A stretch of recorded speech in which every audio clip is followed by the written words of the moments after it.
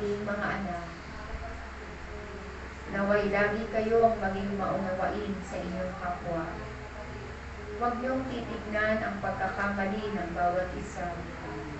Bagkus ang tignan ninyo ay ang pag-ibig ng Diyos sa inyong lahat.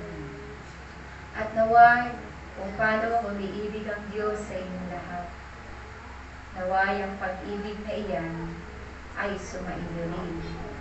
Sapagkat kung taglay ninyo ang pag-ibig na iyan, kayo'y hindi makaiisip ng masama sa inyong kapatid.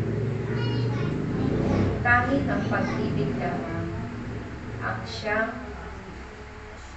makapagbibigay sa inyo ng tagumpay. Ito ay sinasabi ko sa inyo sapagkat iyan ang isa sa pinakamahalagang